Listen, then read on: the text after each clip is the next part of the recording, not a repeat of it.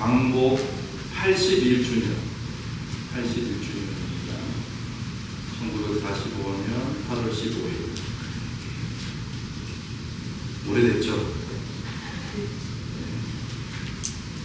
벌써 그때 태어나신 분은 지금 남인주 목사님께서, 목사님 생일이 언제세요? 몇 달? 광복되기 전에 태어나셨지만 그때는 아무것도 모르셨던, 그죠? 태어나고 한 4개월 후에 광복을 하셨어요. 그래도 광복 세대 이전이겠죠. 굳이 따지면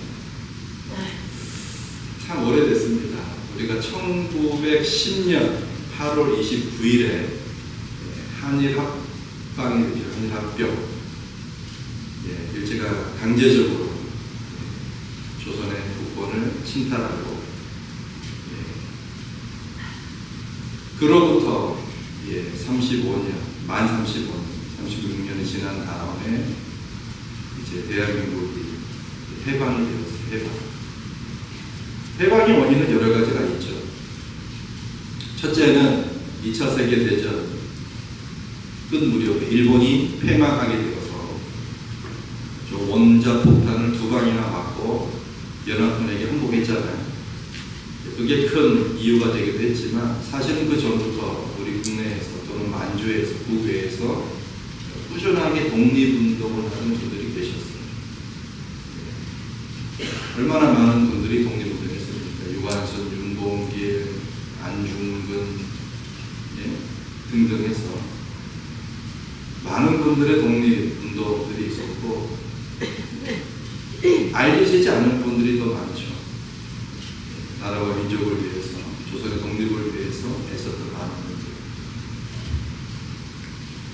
그래서 이 광복절은, 광복의 의미가 뭐라고 했죠? 빛을 되찾는다, 이 광복. 어떤 빛이? 잃어버렸던 주권. 나라 없이, 우리가 집 없이 사는 것도 힘든데, 서러운데, 나라 없이, 나라 뺏기고 난 다음에 뭐 했어요? 일제가 창씨 개명, 이름 바꿔야 돼. 김미자가 뭘로 바뀌어요? 우야코, 미야코로 바뀌는 미야코. 심춘복이 뭘로 바뀌어요? 마타나베로 바뀌잖아. 마타나베. 창씨 개명, 이름 바꿔야 돼. 그 다음에 뭐야? 절해야 돼. 천황한테 뭐예요? 신사참배 해야 돼. 말할 수 없는 문화를 말살시키고 민족을 말살시키고, 우리나라에 나는 그 모든 복식 좋은 거 다 수탈해가고, 여러분의 부모님들이 그 세월을 지나왔단 말이에요. 먼 시기가 아니에요, 사실. 우리는 역사를 잊으면 안 됩니다. 우리가 미국에 살고 일본인 친구도 있고 있지만은, 모두가 사이좋게 지내야 되겠죠. 복음도 전해야 돼요. 근데 잊지는 말아야 돼요. 용서는 하되 잊지는 말아야 합니다. 잊는 순간에 어때요? 역사가 우리를 지켜주지 못해요. 잊지 말아야 돼요. 홀로코스트를 당한 유대인들이 어때요? 곳곳에 기념비를, 박물관을 지어놓고 독일 사람들 용서하죠. 근데 잊지는 않아요. 600만 명을 죽였던, 그 이상을 죽였던 독일 나치에 대해서 용서는 하지만 잊지는 않는다는 거예요. 역사를 잊은 민족은 발전이 없는 거죠. 우리는 이 광복절을 통해서 주변 정세가 여러 가지로 하나님의 도우심으로 그렇게 조선이 해방이 되었지만, 대한민국이 어떻게 보면 하나님의 도우심이에요. 그렇죠. 하나님의 도우심. 얼마나 많은 이 조선의 한국의 믿는 사람들이 기도했겠냐. 저는 그 하나님께서 그 기도를 외면치 않았다고 봅니다. 해방된 다음에 또 불과 얼마 지나 5년 뒤에 또 6.25 전쟁이 터졌죠. 정말 세계에서 대한민국을 볼 때에 불가사의한 나라예요. 그쯤 되면 어때요? 나라가 완전히 피폐해야 되거든요. 근데 그렇지 않고 또 성장을 합니다. 지금은 세계에서 아주 그죠? 그래도 잘 사는 나라가 되었어요. 하나님의 은혜입니다. 우리가 그 사실을 깨닫고 왜 우리가 이 절기를 이 어떤 이 광복절이라든가 한국의 5대 국경 절기가 있거든요. 제헌절, 광복절, 한글날, 개천절, 3.1절 이 5개. 그죠? 놀러 가자, 쉰다 이 개념이 아니라 각각의 의미가 다 있는 거예요. 나이를 조금씩 먹으면서 생각되는 게 그 시대를 살았던 우리의 선조들은 어떤 삶을 살았을까? 여러분 만일 그 시대에 태어났다면, 우리 박기택 집사님이 그 시대에 태어났다면 도시락에 폭탄 들고 던졌을까? 뒷동산에 올라가서 도시락 2개 까먹고 이제 내려오지 않았을까? 그죠? 쉬운 문제가 아니에요. 우리는 그분들을 와하지만 자신의 젊은 20대 윤봉길 의사도 28살이었어요, 여러분. 요즘 28이면 애입니다, 애. 그래, 안 그래요? 목숨을 던져서 나라를 구하겠다. 어디서 나오는 그 생각일까요? 옛날 분들이 지금처럼 스마트폰, 이 과학이 현대 문명의 혜택을 못 받았지만 정신적으로는 요즘보다 훨씬 더 앞서갔던 분들이라고 생각을 합니다. 깨어있던 분들이죠. 그 광복 빛을 되찾는 오늘 말씀과 연결되어 있어요. 오늘 말씀에서 보다 복음과 부활의 관계. 우리가 이제 복음의 능력 5번째 시리즈입니다. 자, 처음부터, 자, 1편부터 시작. 2편은, 3편은, 4편은, 5편은, 예. 제가 문학에 관심이 많아요. 문학. 예. 원래 역사, 철학, 문학은 이제 한 묶음으로 가는 거잖아요. 특별히 그 중에서 러시아 문학에 대해서 저는 도스토옙스키에 대해서 관심이 많습니다. 그래서 그의 소설들을 읽으면서 이게 기독교하고 상관이 없는 게 아니에요. 도스토옙스키가 대표적인 기독교 작가거든요. 특별히 1866년에 그 신문에 게재했던 소설이 죄와 본이라고 하는 소설이 있어요. 신문에 1년 동안 연재하다가 1867년에 이제 책이 나옵니다. 단행본으로. 예. 다 읽어보셨죠? 제목만 아는 거예요?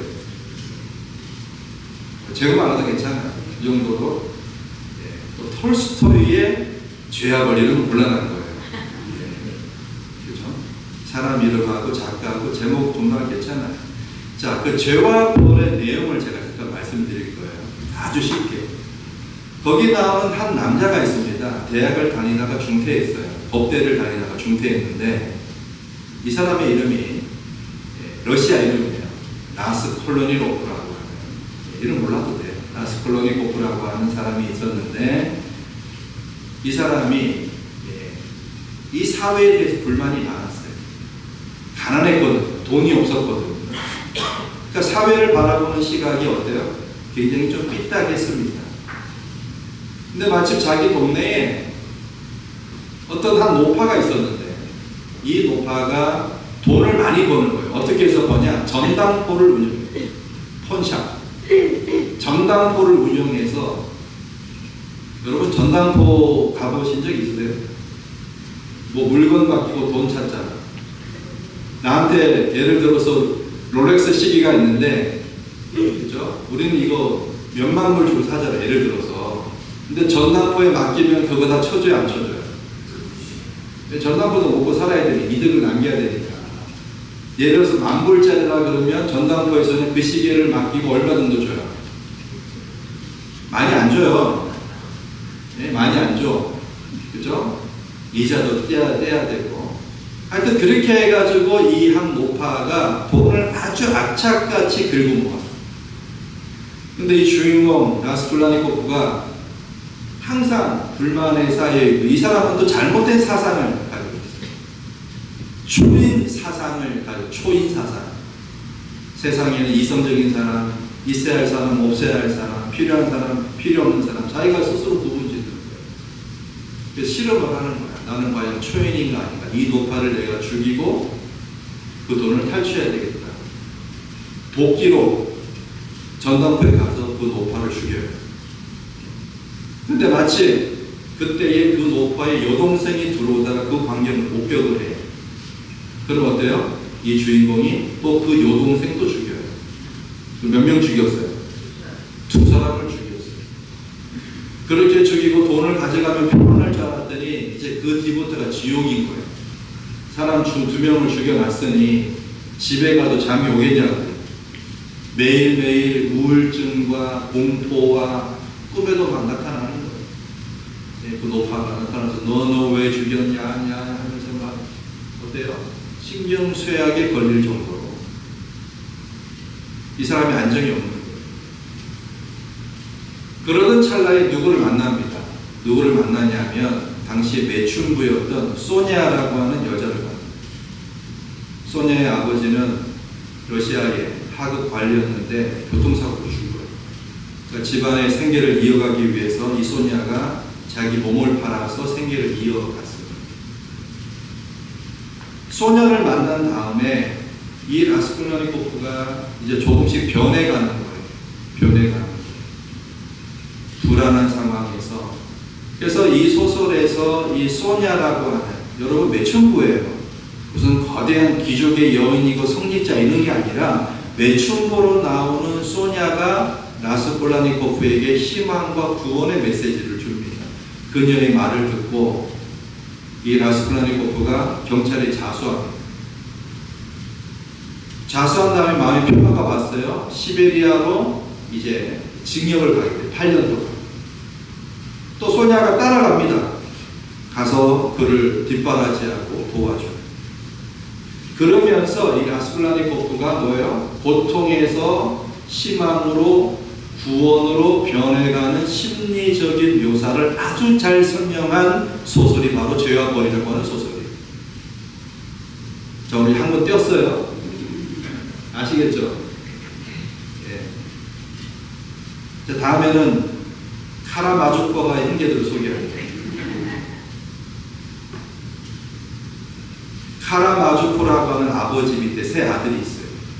이반, 드미트리, 알렉셰시라고 하는 그 3 아들의 그 갈등 속에서 벌어지는 일이에요. 여기에도 인간의 심리 묘사, 선과 악, 도덕과 책임, 신앙과 불신앙이 아주 잘 드러나 있습니다. 어쨌든 이 죄와 불 속에 나타나는 이것을 통해서 인간이 잘못을 저질렀어요. 고통이 있어요. 어떻게 해결할 것인가? 그죠? 어떻게 해결할 것인가? 그 해결이 안 되면 사람은 돌아버리는 거예요. 근데 오늘 보세요. 복음과 부활의 관계를 우리가 잘만 이해하고 믿으면은 우리는 이런 우울증에 걸릴 일이 없다라고 하는 거죠. 한번 따라합시다. 부활이 없으면 모든 것이 헛되다. 자, 부활이 없다면 기독교는 존재하지 않습니다. 단지 이것은 신학적 주장이 아니에요. 바울 자신이 고전 15장에서 가장 솔직하게 인정합니다. 부활이 없다면, 따라합시다. 14절에 부활이 없다면, 자, 14절 띄워주시고 14절 따라합시다. 부활이 없다면 우리의 전파도 헛것이고 너희 믿음도 헛것이다. 뭐가 없다면 뭐가 헛것이고 뭐가 헛것이다. 전도하는 것도 헛것이고 믿음도 헛것이라 그 말이에요. 뭐가 없다면 어떤 신학자도 어떤 변증가도 이것보다 솔직하게 말하기 어렵습니다. 고린도 교회 안에는요, 이 부활을 부정하는 사람들이 많았어요.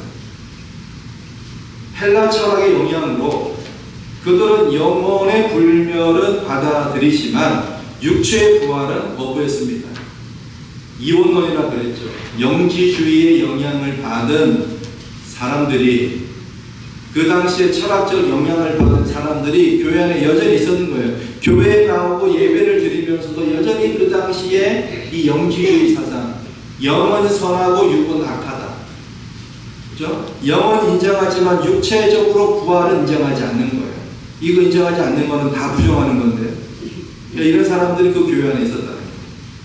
자, 그런 사람들에게 바울이 도전하는 겁니다. 자, 당신들의 논리를 끝까지 따라가 보라. 부활이 없으면 무엇이 남는지 보라는 거예요. 자, 먼저 봅시다. 자, 13절부터 보시면 부활이 없다면 7가지 파국이 생긴다고요. 부활이 없다면 논리적인 연쇄, 바울의 철학적 반박을 볼 수가 있습니다. 자, 13절부터 19절까지 보시면 만일 부활이 없다면 가정에서 출발합니다. 7가지 파국적 결론을 보충합니다. 자, 13절에 만일 부활이 없다면, 자, 13절에 뭐라고 나와 있습니까? 그리스도가 살아나지 못했을 것이다. 14절에 만일 부활이 없다면 14절 보시라고요. 예, 우리의 전파도 헛것이다. 또 14절 우리의 믿음도 헛것이다. 그 다음에 15절에 만일 부활이 없다면 우리가 거짓 증인 된다고 그래요. 거짓 증인. 증인이 뭐예요? 내가 본 것을 얘기하는 거잖아요. 그죠? 부활이 없다면 우리 다 가짜라는 거예요. 가짜. 자, 그 다음에 17절 부활이 없다면 믿음이 헛것이다. 믿음도 헛것이다. 또 17절 만일 부활이 없다면 여전히 죄 가운데 있다. 18절 부활이 없다면 잠자는 자들이 뭐예요? 이미 먼저 돌아가신 분들도 망했을 것이다. 또 부활이 없다면 19절에 따라하세요. 우리가 가장 불쌍한 사람.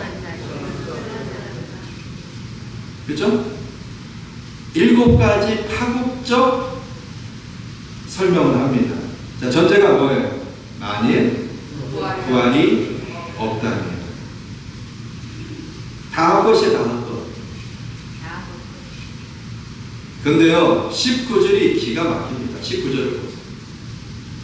자, 줄을 보세요. 19절에 보시면 다만 이 세상의 삶뿐이면 19절 읽어보겠습니다. 시작.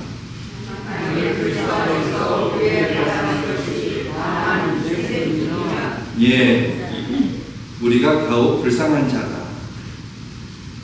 여러분, 부활을 부정하는 것은 한 교리를 부정하는 것이 아닙니다. 그것은 기독교 전체를 부정하는 거예요. 그리고 기독교 전체의 붕괴를 의미합니다. 부활은 아니, 안 따라해도 돼요. 저 잡담방인데 제가 그렇게 할게요. 부활은 복음의 기초예요. 복음의 가장 기초가 뭐라고요? 부활입니다. 부활. 기초를 무너뜨리면 건물 전체가 무너지는 거예요. 19절에서 자 보세요. 만일 그리스도 안에서 우리가 바라는 것이 다만 이 세상의 삶뿐이면, 부활이 없다면 우리가 가장 불쌍한 사람이다라고 얘기합니다. 그러니까 세상에서도 가장 잘 사는 방법이 아님을 명확히 기독교 신앙은 얘기합니다. 세상에서 내가 잘 살고 아무런 걱정 없고 아무런 문제 없고 아무런 고통이 없이 사는 것이 우리의 궁극적인 목표가 아니라, 우리는 근데 그걸 꿈꾸잖아요. 예수 믿으면 만사 형통이 그런 뜻이 아니에요, 여러분.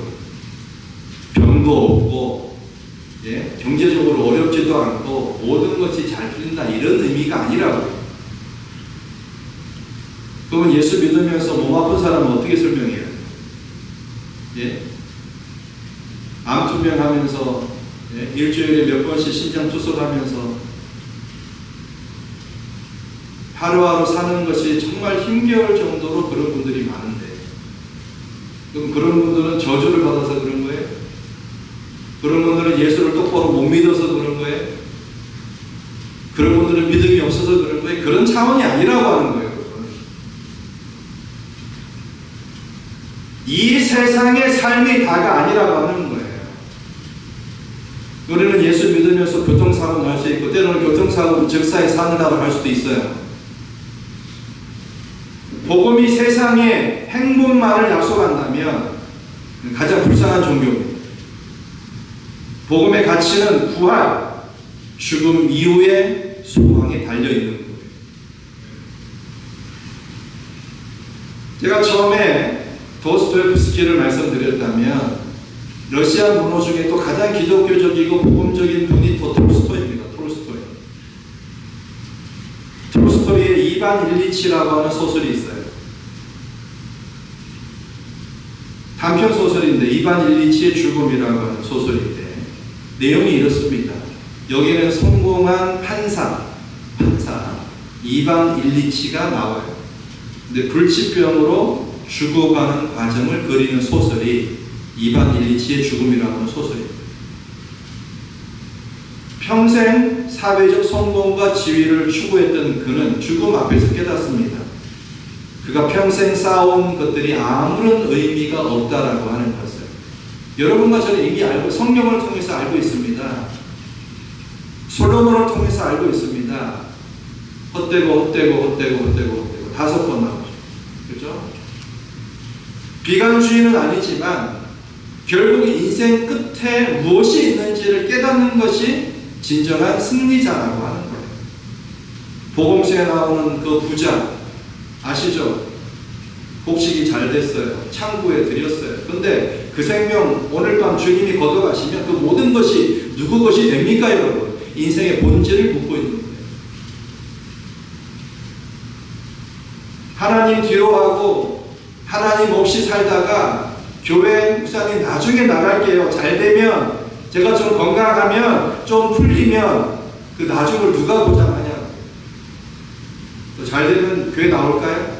아니요.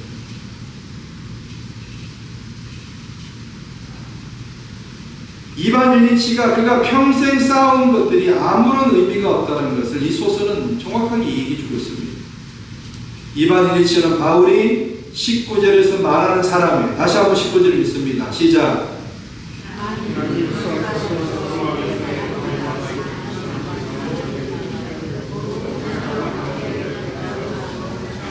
다만 이 세상의 삶만을 위해 산 사람.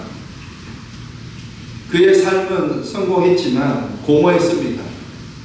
죽음 앞에서 그를 위로하는 것은 지위도 재산도 아니었어요. 오직 자신의 하인, 게라심의 단순하고 솔직한 돌봄뿐이었습니다. 불치병에 걸려서 죽어가는 자기 주인을 향한 이 종의 헌신적인 사랑이 있었다라고 하는 거예요. 자, 톨스토이는 이 작품을 통해 묻습니다. 부활이 없는 삶, 영혼 없는 삶이 진정한 삶인가? 바울은 대답합니다. 명확하게 아니다라고 대답합니다. 20절을 보겠습니다. 시작.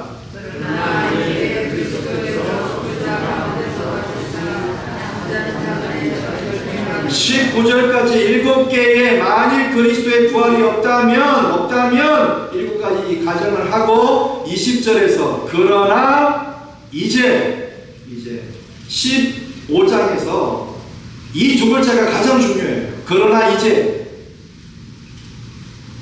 아니, 신약 전체에서 가장 극적인 전환 중에 하나입니다. 그러나 이제 그리스도께서 죽은 자 가운데서 다시 살아나서 그러나 이제 뉘니 데라고 하는 헬라말 13절부터 19절까지 이어온 모든 가정들을 한 번에 뒤집는 두 글자가 따라서요. 그러나 이제. 부활은 만약의 이야기가 아니에요. 부활은 사실입니다. 팩트예요. 팩트. 잠자는 자들의 첫 열매 아파르케가 되셨다.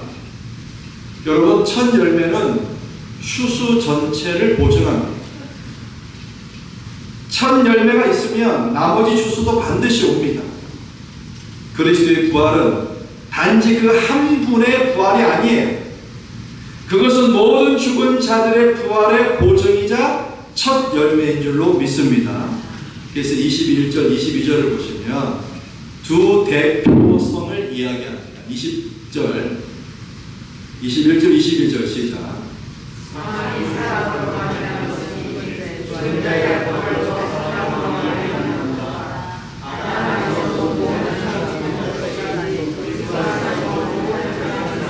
여기에서 바울이요 두 대표의 원리를 설명합니다. 자, 아담 안에서 모든 사람이 어떻게 됐어요? 죽었어요. 한 사람의 범죄가 전 인류에게 사망을 가져왔습니다. 마찬가지로 그리스도 안에서 모든 사람이 삶을 얻습니다. 한 분의 순종이 전 인류에게 생명을 가져온 것이에요. 개인주의 문화에서는 우리가 이해하기 어려운 개념이지만 구약의 집단적 정체성 개념에서는 자연스러운 원리입니다. 대표의 원리. 첫 열매, 아파르케. 이 첫 열매를 하나님께 드리는 것은 단순한 감사 이상이었습니다.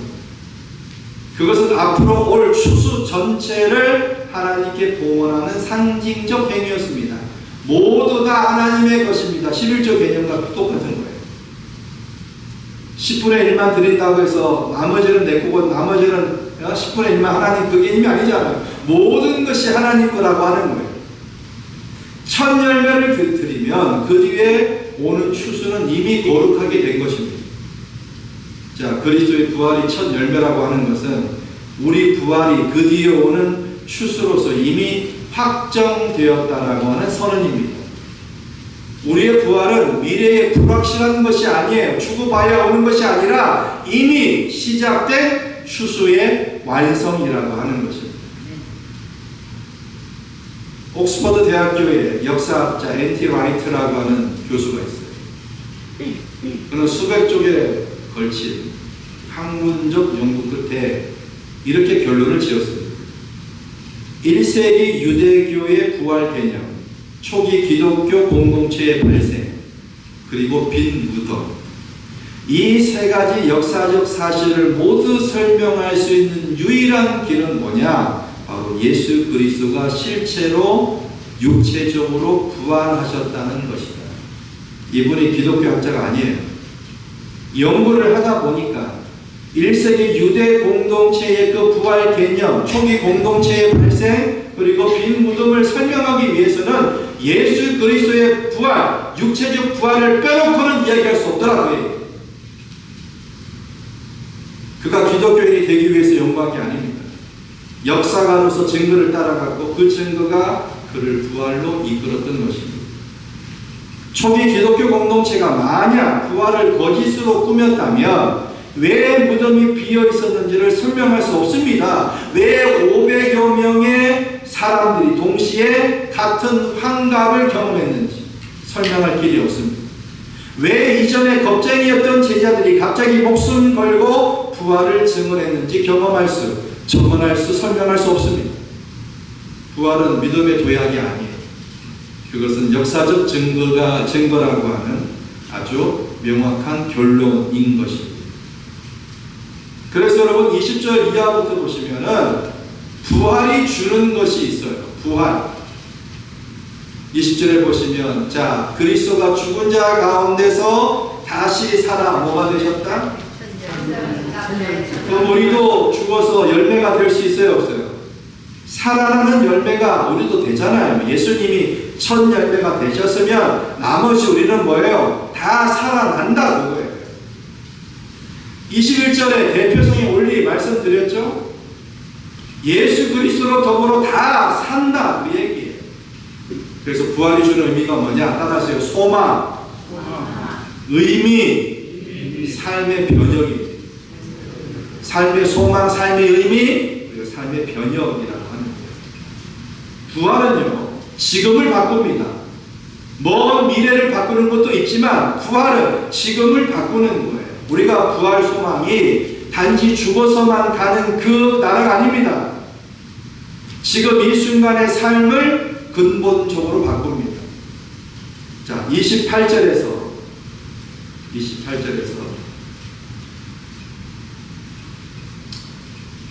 바울은 이렇게 얘기합니다. 만일 죽은 자가 다시 살아나지 못하면 먹고 마시자 내일 죽으리라. 이렇게 얘기합니다. 예. 마음을 내게 복종하다 하실 때에는 알을 잘 29절 만일 죽은 자는 읽어보겠습니다. 시작. 만일 죽은 자들이 죽으면 죽은 자를 위하여 신들을 만들지 못하느냐 어찌하여 저희를 위하여 신들을 만들까. 부활의 소망이 없다면 삶의 윤리, 의미, 다른 사람을 위한 희생도 근거를 잃습니다. 살다가 끝나는데 뭘 남을 위해 살아야 돼. 희생이에요. 나만 잘 살면 되지. 그래 안 그래요? 안 그래요? 소망이 없는데? 그냥 죽으면 끝인데? 뭘로 고상하게 살아요? 그냥 본능으로 살다 가는 거지. 부활은 지금을 바꾼다라고 하는 거예요. 부활을 믿기 때문에 우리는 지금 이 세상에서 하나님 나라의 가치로 살 수가 있습니다. 동물적 감각이 아니라 하나님 백성으로서의 삶을 어렵고 힘들어도 그 가치를 지키려고 살고 있는 거예요. 남편이 속을 썩여도, 아내가 속을 썩여도, 자녀가 속을 썩여도 하나님 나라의 가치로 살려고 발버둥치고 기도하는 거예요. 부활이 없다면 다 던져버리고 도망나오지 뭘 거기서 고생하고 있어요. 그래 안 그래요? 요즘 어떤 사람이 재혼은 미친 짓이다 이런 글을 써요. 혼자 사는 게 얼마나 편한데 결혼했다가 한번 사별이나 이혼했으면 끝나는 거지 뭘 또 재혼해서 그 고생길로 들어가냐 이제 그 취지예요. 일부는 공감이 가지만 어때요? 평생 고생만 시키고 평생 돈 벌어다 준 적 없는 그 남편 갖다 버리고 싶지 않아요? 남성분들 지금 표정이 안 좋아요. 지금. 우리 교회는 없어요. 여기 옆에 우리 교회는 없고. 옛날에 우리 아버지들 다 그죠? 물론 좋으신 분도 있지만 벌이도 시원찮어. 그렇다고 다정다감하냐? 그렇지도 않아. 술 먹고 들어오면 밥상 없는 건 보통이고 그거 다 누가 치워? 누가 치워요? 엄마가 치우지 누가 치워?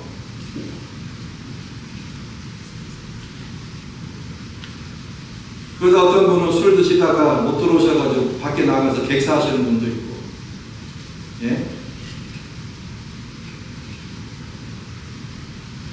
근데 예수 믿는 엄마는 그 못난 남편을 위해서 새벽마다 교회 가서 기도합니다. 신발 끌어안고 가서 뭐가 이쁘다고. 그분이 갖는 신앙이 뭐예요? 부활신앙이에요, 여러분. 남들은 그렇게 할지라도 말씀 안에서 부활신앙을 갖고 하나님 나라의 가치로 살아가는 것이 부활신앙의 진목이라고 합니다.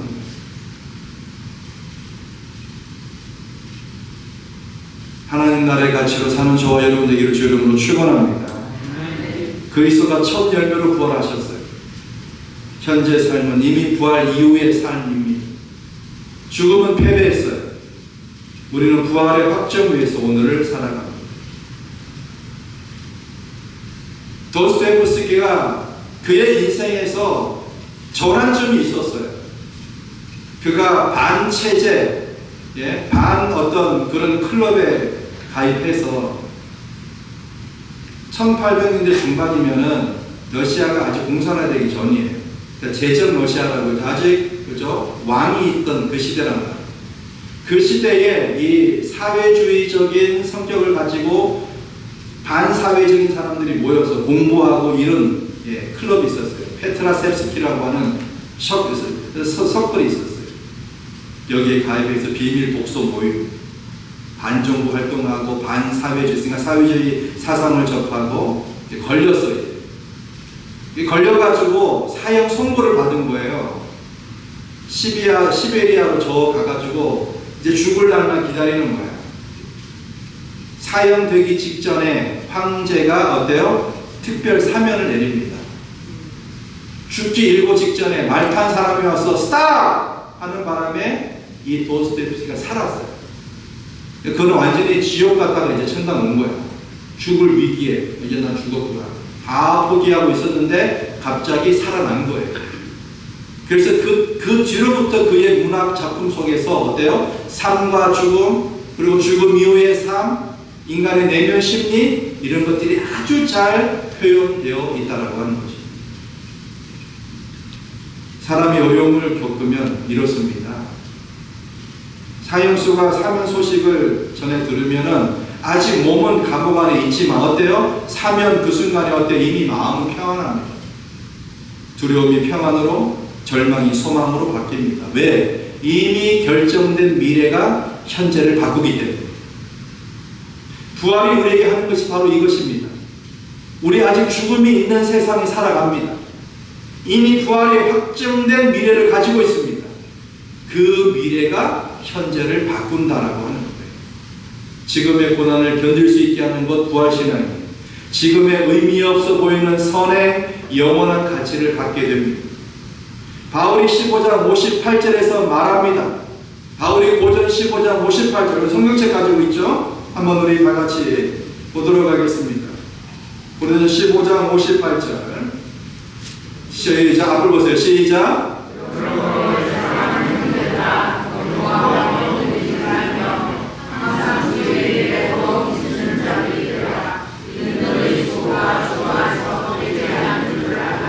부활이 있기 때문에 우리의 오늘이 헛되지 않는 줄로 믿습니다. 하나님 나라의 가치로, 말씀의 가치로, 부활신앙의 가치로 살아가셔야 된다 그거죠. 이제는 연로하셔서 다 아파요. 무릎도 안 좋고 걷기도 힘들고, 그죠? 워커 없으면 힘듭니다. 지팡이 없으면 힘들어요. 그럼에도 불구하고 감사하고 오늘도 이 자리에 불러주신 하나님께 감사하는 우리가 되어야 될 줄로 믿습니다. 왜요? 부활신앙이 있기 때문에. 여러분, 부활이 여러분의 일상적 삶에 어떤 구체적 차이를 만들어내고 있습니다. 부활신앙을 갖는 내가 갖지 않는 사람과 어떤 차이로 살아가고 있냐 그 말이에요. 죽음에 대한 두려움이 있습니까? 그 죽음에 대한 두려움이 여러분의 삶을 혹시 지배하고 있지 않습니까? 부활의 확정 위에서 그 두려움을 떨쳐내시기를 주 이름으로 축원합니다. 이미 죽음은 예수 그리스도께서 정복하셨어요. 예수님이 부활의 첫 열매가 되셨고 우리도 그 죽음을 뛰어넘는 사람들이 된 것입니다. 죽음이 우리를 어떻게 하지 못해요. 내가 의미가 없다고 느끼는 일상의 일들, 청소하는 것, 요리하는 것, 직장에 반복된 업무들, 조그만한 일들, 부활의 관점에서 어떻게 다시 볼 수 있습니까? 주 안에서 헛된 일은 없습니다.